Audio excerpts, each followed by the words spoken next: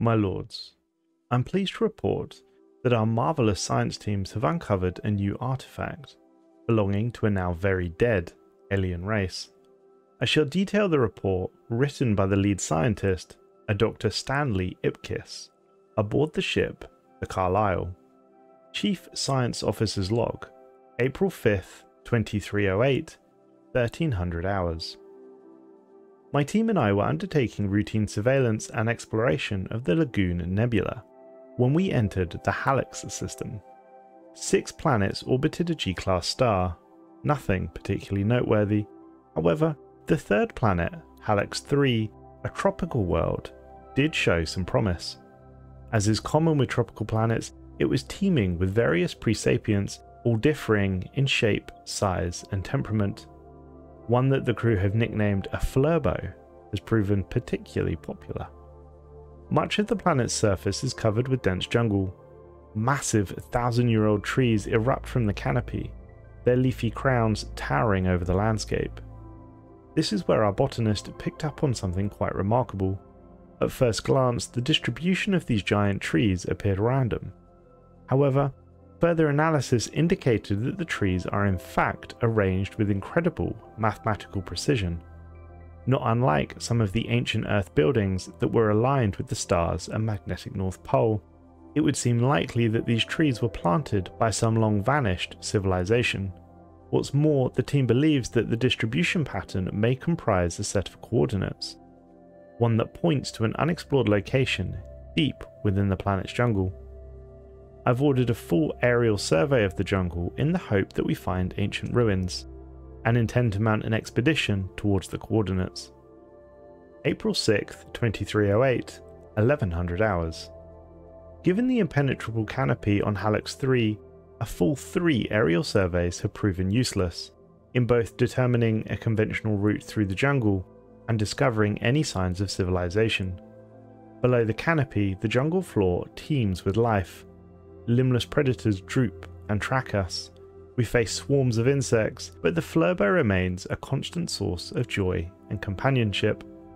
The forest floor is loamy, and pools of fetid water has caused significant delay in our expedition. Furthermore, we are starting to encounter problems with our equipment. As it currently stands, there is no obvious cause. Our techs think either the density of the foliage or an as of yet unfound electrical interference is the likely culprit. I suspect it will be several days of hard slog before we're able to forge a path through these trees to the destination marked by the coordinates, though progress is likely to be slow. The science team has continued to be hard at work during the expedition.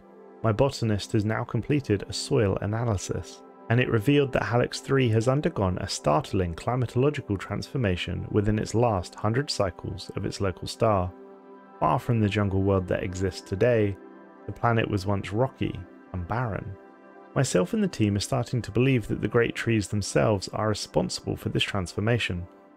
A wide beam imaging scan conducted by the Carlisle in orbit has detected the presence of psionic energy within the tree's sap. This psionic energy appears to have been pulled from the planet's groundwater by the tree's vast root systems.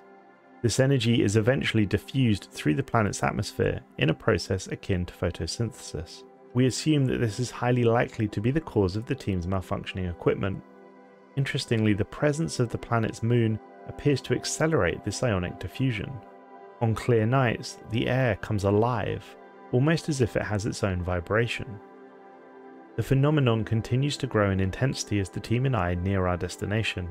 This is unlike anything we have seen before, and unlike anything I have read in documentation across the Commonwealth. April 9th, 2308, 1600 hours. At last we are reaching the coordinates detailed by the great trees. We've discovered a great winding river hidden to our senses by the thick canopy. It appears to be coming from a great circular cave entrance, and perhaps is the source of an underground spring. In another remarkable turn of events, a precarious stairway cut into the rocks leading down into the depths of the mountain has also been discovered. It's clearly thousands of years old, and must precede the planting of the trees by several hundred or several thousands of years. We will begin our climb down into the depths of this cave system. April 10th, 2308, 0200 hours. The climb was perilous, but we've made it down to the bottom of the staircase. We find ourselves in a vast cavernous network, and something or someone obviously used to live down here. The walls and ceilings are covered in ideographs, graphic symbols that represent an idea or concept, the most prominent of which depicts a rather round, humanoid face. Our AI translation algorithms have succeeded in decoding much of the symbology, and according to the AI, this image likely represents the planet's moon. Members of the team are starting to note that within this cave network, the presence of psionic energy has become far more intense. It is taking a great deal of concentration to not become distracted, and I feel I have a great urge to return to the surface, to do what I can only describe as take a breath. Others in my team have described this energy as a fog that one must navigate. I do wonder how I would cope without my genetic enhancements. However, we have further issues of the less spiritual. The path into the next cave is blocked, and we think it was intentional. We wonder, were they keeping something in, or preventing others from getting at whatever is inside? We intend to find out for ourselves. Specialist robotic equipment is being brought down to assist in clearing the path. April 13th, 2308, 1100 hours. I am most pleased to report the machines were successful in removing the rubble blocking our passage, and the team ventures on. After traversing similar caves to the one that we found ourselves in, with the backdrop of the psionic fog continuing to increase, we have successfully made it to the lowest part of the cave network, and we find ourselves within a hemispherical chamber with the river running through it. The river has parted round a small island, and at the centre of this island there was a wonderful crystal bed, with crystals far larger than anything I had ever seen. The crystals jutting out of the ground were easily 3 meters in length and half a meter thick. They must have formed over several millennia to have reached this size. They pulse with psionic energy, and it was immediately apparent to us that this was the source of the psionic power that we had sensed ever since landing on the planet. The team and I approached the crystal bed with caution and trepidation, not necessarily through choice. The psionic fog was as thick as it had ever been. Upon approach, there were obvious signs of religious worship. Whatever once lived here clearly held these crystals in a high regard, and everything surrounding them wept with psionic energy. Perhaps whoever lived here did as well. But this is where our mission became really intriguing. A multiphasic scan revealed a roundish object embedded in the largest crystal's base. It appeared that the crystal had formed around an object. My hopes are high that once removed, this artifact will finally shed some light on the true nature of this mysterious place, whatever that may be.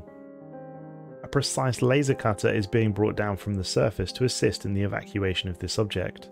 My anticipation continues to build. April 15th, 2308, 0900 hours. This morning, at 0800 ship time, I'm pleased to report that the excavation of the object was successful. The object appears to be what can only be described as a mask, and most bizarrely, and if not for the corroborating report from my team, I'd deny it, but I swear it changed shape to match that of a human face when we removed it from the crystal lattice. It does seem awfully coincidental that the mask would appear to perfectly fit our faces, despite a human apparently never having set foot on this planet before. A stone tablet lay under the mask. It was covered in graphs, graphics, and what we assume to be scripture relating to the mask and its apparent power. Some of it has already been translated, and if correct, the mask is called the Mask of Transformation. It's obviously the source of psionic energy emanating across the planet.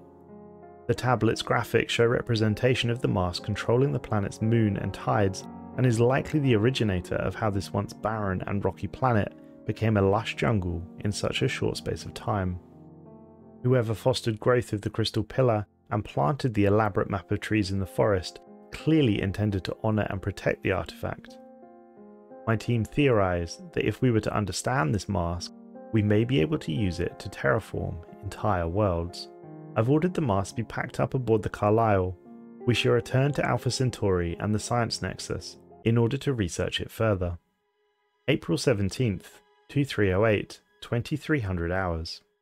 Day has been filled with an internal struggle, one that has left my mind and emotions in a state of turmoil. The source of conflict is this mask, now locked in a stasis field in Science Lab 2. Its psionic fog has followed onto our vessel, and the stasis field has done little to dull its effects. I wish us a speedy voyage home. No space storms are expected.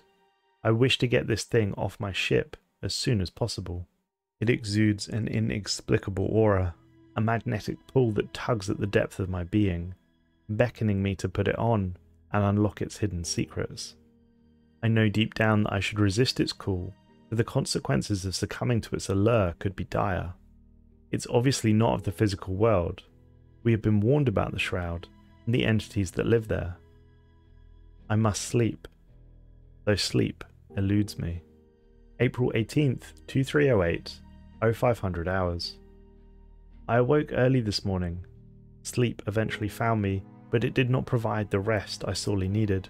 Ever since the mask came into my possession, its presence has haunted my thoughts. I feel as if it possesses a consciousness of its own, whispering to me in hushed tones, enticing me with promises of power, knowledge, and experience beyond my wildest imagination. Its siren song is intoxicating, filling my mind with visions of untold wonders and untapped potential. Although I am drawn to its mystique, I remain aware of the dangers that lie within. I wonder if others in the crew are also experiencing this internal conflict. April 18th, 2308, 1300 hours. I made the mistake of visiting Science Lab 2. I took the mask in my hands. I felt its weight, tracing the intricate patterns etched upon its surface with my fingers. It was both mesmerizing and unnerving, its presence casting an eerie shadow over my surroundings. Each time I consider putting it on, a knot forms in my stomach, a deep-seated intuition warning me of the perils that await on the other side.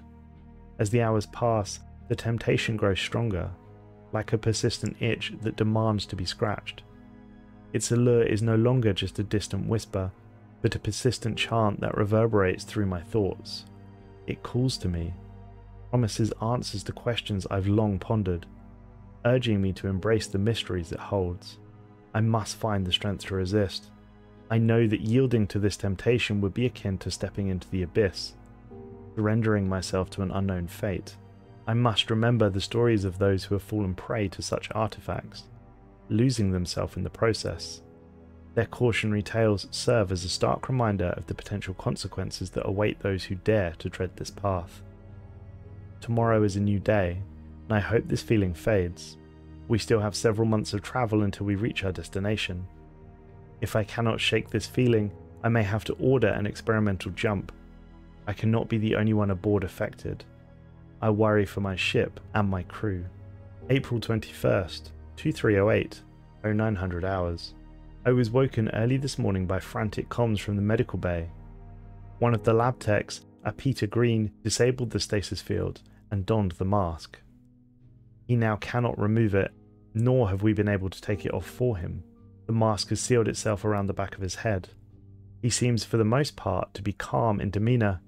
He is however telling us that he can see things, tendrils of time and space, and can apparently connect them together, whatever that means. I've ordered he be locked in the brig and put under constant guard. Fortunately, the psionic fog has somewhat lifted. Perhaps it is now contained within Peter. I do not know, but I am thankful for it. The only thing remaining on my mind is whether to order a jump. The technology is still experimental, but anything that will get us back to Commonwealth space would be most welcoming. I shall hold off for the moment.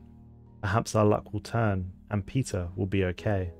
April 24th, 2308, 0100 hours. Several days have passed since my last entry.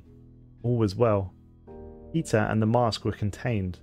The crew appeared to be functioning more effectively as the psionic fog lifting was a godsend. Peter, however, was losing more and more of himself. Whatever entity occupied the mask was taking him, and there was nothing we could do to prevent it. Late last night, he broke the energy barrier containing him in his cell. He killed the guards assigning to watch him and started a fire in engineering, wrecking the plasma drive core and damaging the 0-point reactor. He is still aboard the ship. We do not know where, and we now drift in space without main power online. We have several days of reserve power remaining, and I have security teams hunting him. The order for lethal force to be used has been given. I do not believe that Peter is in control of his body. Something has taken him, but I do not know what. April 28th, 2308, 1600 hours. Final entry. Emergency power will run out in approximately 47 minutes. This will be my last log entry. I am alone now. Peter is still aboard the ship. I do not know where. I have been unable to raise the security teams. The bridge crew are nowhere to be found. This mask has torn my ship apart. I plead with whoever finds these log entries, destroy this mask. Eject it into a star. Do not allow it to take your crew, as I did mine. This is my final wish. Dr. Stanley Ipkiss signing off. Long live humanity, and glory to the Commonwealth of Man. My lords, we found the Carlisle several months after Dr. Ipkiss's final log entry. The Peter that he was describing was not aboard the vessel, and not even on the crew manifest. We did however find the Doctor lying dead, with the mask described in his logs next to him, and he was alone on the bridge of his vessel. It would appear that he forcibly authorized the complete depressurization of his entire ship, with the exception of the bridge, into the vacuum of space. He killed his entire crew. Crew logs report that he became more and more obsessed with the mask once it was brought up onto the vessel and they started their journey home. Eventually he took the mask and locked himself aboard the ship's bridge, and as stated, at some point opened the airlocks and killed his crew. We are left with one mostly intact science vessel, one dead chief science officer, and this mask. I bring it to you, my lords, to decide what to do with the artifact. Do we bring it back to the Science Nexus for further study? It does appear, as described in Ipkiss's early logs, to have potential. Or shall we destroy it given the obvious risk it imposes? I leave the choice with you. Thanks for watching, folks. I hope you enjoyed this one. As ever, if you want to hear another, please click the video on screen now.